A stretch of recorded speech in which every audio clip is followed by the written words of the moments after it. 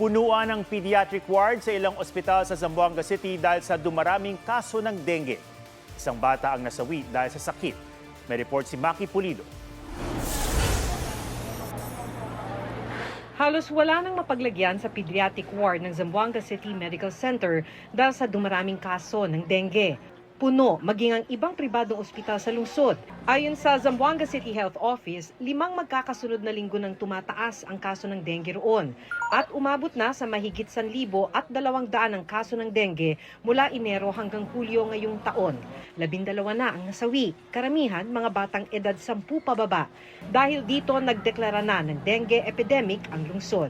Bukod sa activated na fast lanes sa mga ospital, nagsagawa na rin ng vector surveillance at fogging.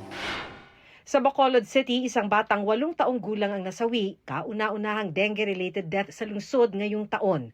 Dumarami na rin ang nagkakadengue sa Mandaue City sa Cebu, kung saan isa ang nasawi.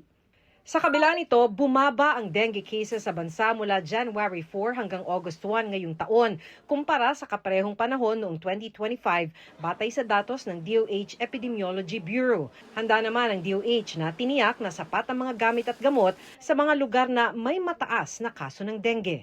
What the program did was ask the other regions wherein mababa ang cases to share with the regions na may mataas na cases.